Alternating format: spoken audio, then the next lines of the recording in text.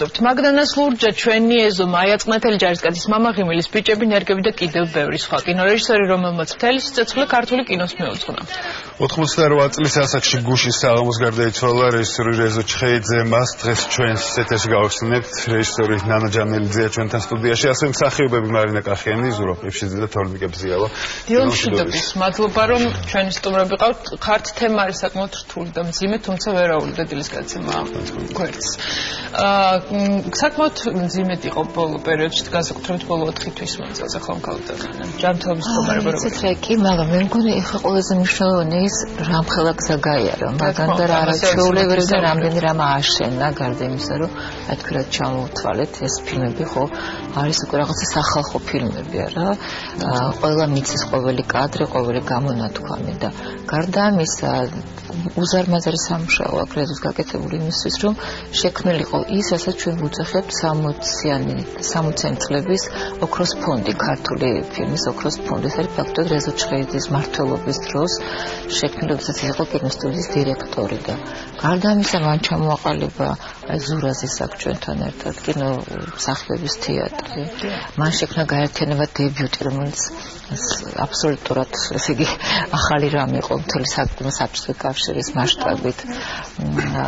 ძალიან დიდი საქმე გააკეთა როდესაც მუშაობდა ტელეფილმების რეჟისორად იმიტომ რომ ფაქტობრივად თელის დიდი თაობა უნიჭერესი ახალგაზრდების რომელმაც დაამთავრეს გიკი და ჩამოვიდნენ საქართველოში ეს არის სოხო ჩხეიძე ლერისი ხაროძე გელა კანდელაკი ირაკლი კვირიკაძე ბუბა და ქართოს ხოტივარები ესენი ყველანი დაბანაკდნენ ასე ვთქვათ ტელეფილმებში და პატარა შედევრები შექმნეს შემდეგ ისაც მან გააკეთა კინოსტუდიაში ნუ ამაზე ალბათ ტომები უნდა ამისაფარებს მაგდანას ლურჯა ბატონ თენგიზაბულაძესთან ერთად ეს არის პირველი ნაბიჯი ახალი ქართული კინოს დასაწყისის ხო და არა სადიპლომო არ იყო ეს იყო მათი პირველი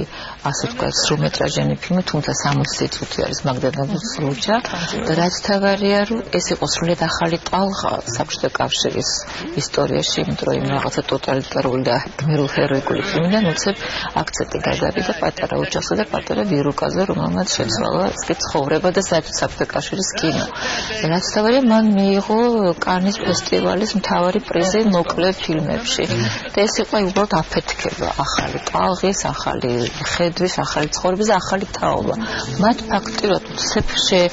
გააღეს კარები და შემოიჭრა ქართულ კინოში აი ეს რაღაცა საოცარი პლეიადა ოთარ იოსელიანი შენგელაიები ლანა ყოყობელი და ასე შემდეგ ანუ ის ვინც შემდეგ შექმნა შემდეგი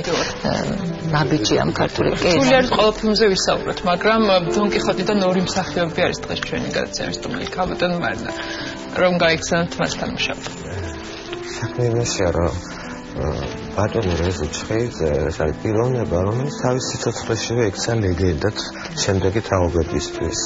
და ქალბატონმა ნანამ უკვე ბრძანა ის გარდა იმისა რომ იყო შესანიშნავი უდიდესი რეჟისორი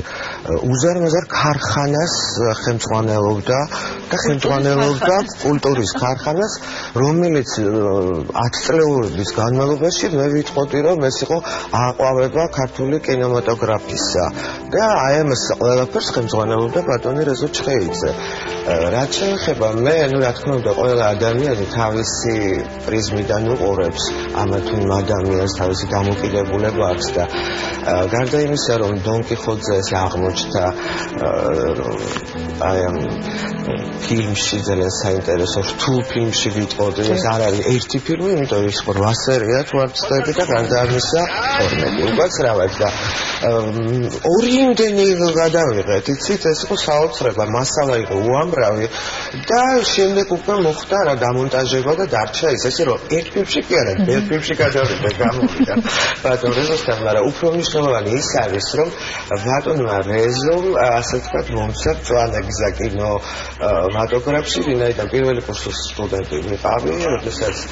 აღმოჩნდი გადაღებაზე ჯგუფი უკვე წასული იყო ფილმზე გადაღებაზე ბატონი ზაალ კაკაბაძე იღებდა ფილმს უმცროსი და და პირადად რეზო ჩხეიძე ამირჩია ასე ვთქვათ. დამილოცა გზა და გამოგზავნა პირდაპირ გადაღებაზე. ასე რომ ჩემთვის აღმოჩნდა, რომ ალბათ არა მარტო რა თქმა უნდა ჩემთვის, ბევრი მსახიობისთვის ჩემს გარდა ძალიან მნიშვნელოვანი პიროვნება იყო გარდა იმისა, რომ იყო ასეთი რეჟისორი. ბატონ ზურაბ, მუშაობის პროცესი მასთან, როგორც დიდ რეჟისორთან როგორი იყო? თქვენი გადასახადები, ორი ფილმი მშობლიურად ჩამომიწევთ და ძალიან რთულია ახლა უცბად ყველაფერი ითქვა ფაქტიურად. უბრალოდ ორი ეპიზოდი აიღო ადამიანის ცხოვრებიდან ის დაუშვათ, რაც უკვე ითქვა კინომსახიობთა ანუ დღევანდელი თუმანიშვილის თეატრის შექმნაში. ფაქტიურად შექმნა, მან შეასრულა ის, რაც ჩაიფიქრეს ბატონმა კაკო დვალიშვილმა და ბატონმა მიხეილ თუმანიშვილმა. ეს ერთი ახალგაზრდებს როგორ ულიდა და როგორ გზას უკაფავდა და ამხელა ქარხანას მართლა როგორ ულიდა და როგორ აწყობდა. ეს იყო მეორე სტუდია საბჭოთა კავშირში. ამდენი ფილმი ასე ვერ გეცდებოდა და რაც თავი ასეთი ხარისხის სურათები არ გეცდებოდა.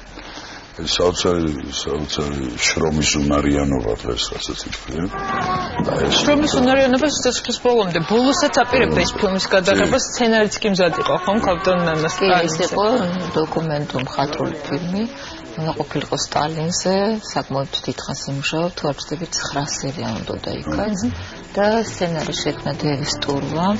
და იქ იყო ისეთი ფაქტები, რომელიც დიდად არ არის გასაჯაროებული სტალინის შესახებ და ძალიან აინტერესებდა რომ ეს გაეკეთებინა და საერთოდ ძალიან საინტერესოდ ყვებოდა მე მისი მონაყოლით ვიცი სტალინის სიკვდილი როგორი იყო და როგორ მონაწილეობდნენ ისინი ამ რაღაცა ცერემონიაში. ხომ არ იგეგმება თქვა ამ სცენარის მიხედვით რომ განხორციელდეს ეს პროექტი და ეს იყო